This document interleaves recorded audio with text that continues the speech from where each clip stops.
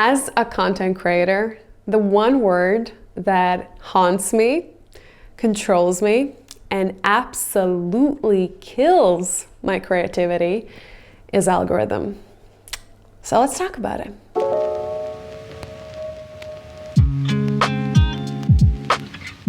Thanks to my parents and their gene pool, I am blessed with a creative brain.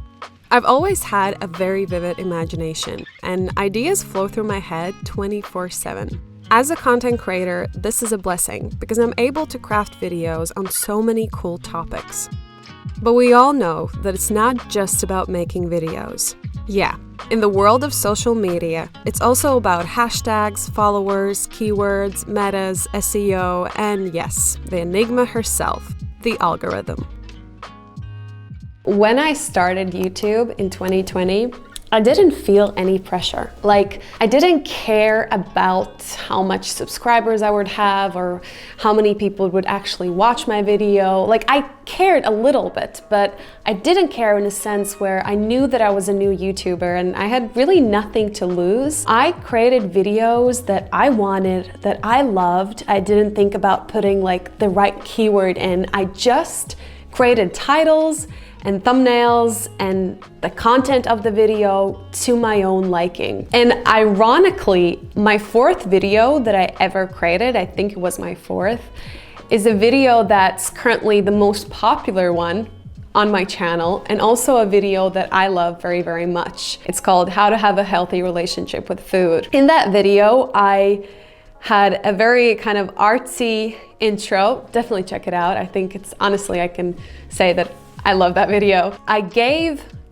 I think, very valuable tips, and I talked about a topic that was so close to me and also a topic that I felt I knew a lot about. Obviously, we can sit here all day and think, what is it that made it stand out from my other videos? Could be the thumbnail, could be the topic itself, could be the right timing and all of that. But my point is, I love that video, and even if it wouldn't have ranked and have been so good, I would have still be proud of it. Now, my second year of YouTube, I was trying to combine a full-time job with my passion, YouTube. And this is the year where I feel like the quality of my content drastically declined. I didn't really have any creative capacity in me. I tried to just check the boxes.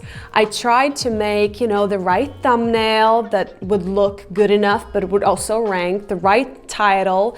I would write the right tags, and I basically did everything by the book, which brings us to part 2.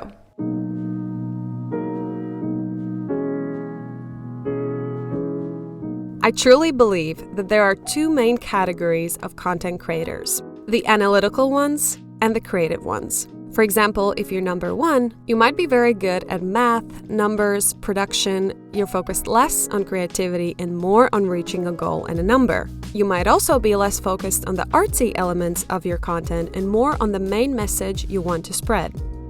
If you're number 2, the creative, ideas flow through you 24/7. You love to tell a story, to create a specific feeling, and view your work as your own art.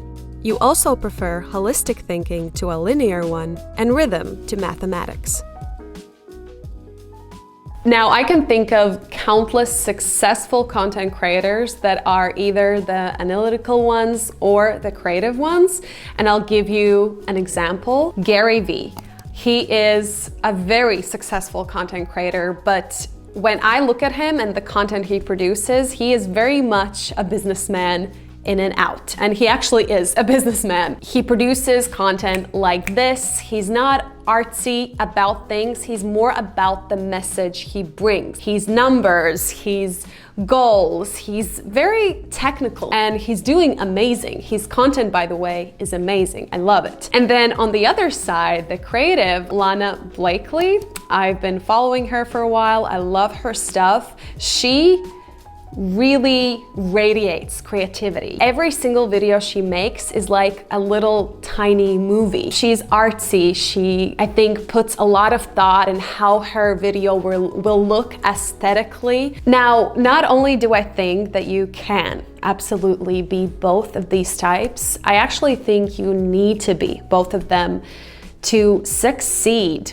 in this industry. However, there is a saying, focus on your strengths, not your weaknesses, your powers, not your problems. Which brings us to part 3.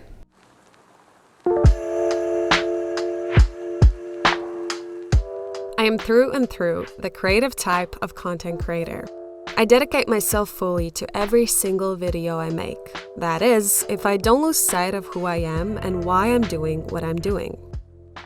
So a while ago, I was trying to write a script for a YouTube video, and I was stuck on it for 3 days. I felt so agitated and just angry, and I couldn't get the words out, and I was annoyed by the whole process until I realized that it wasn't even a video I wanted to make. It was a video that I thought that would rank on YouTube, a video that I thought people would click on, a video that would just technically be better for my channel. I honestly, during that whole process, went so far from who I was, and I felt scared that what has happened? Why am I like this? You know, it used to be so easy for me to create anything until it hit me like a very heavy, pointy rock on my head. I had allowed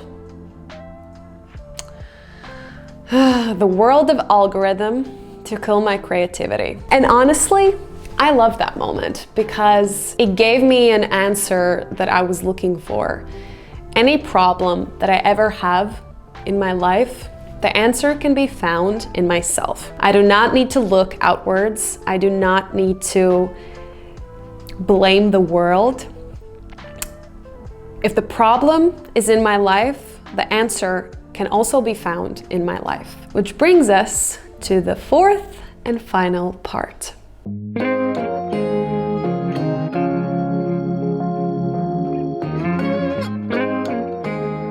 After coming to the realization that I had let the numbers of the social media game control me, I dumped that script immediately, and I wrote another script that just came to me so easily because that was a script for a video that I was passionate about. You see, it's not that algorithm doesn't play a role in all of this. It does. We all know that it does. But when you compare it to creating something that you love, something you cherish, something you're passionate about, when you think about the creative process we all put in, whatever that is, it doesn't actually have to be just content creation, any kind of form of art. When you compare it to that, algorithm becomes meaningless. Content creation is a 24/7. It's not a 9 to 5. So it's really about living a life that is true to you. And this goes actually not to just content creation, but artists as well. In the end, when you've lived your life, what really is going to matter is how you felt when you created something, not if it was popular or it ranked. I personally still believe that if we are unique and we create something that is unique to us and we bring our heart to it, that good things will come out of it. We don't know in which form.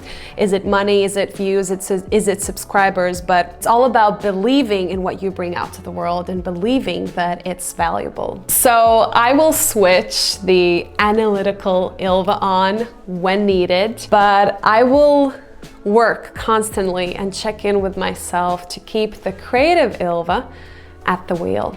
Thank you so much for watching. I hope you enjoyed this video. If you did, let me know what grabbed your attention. Leave a like, subscribe to my channel to see more content like this, and I will see you next time. Bye.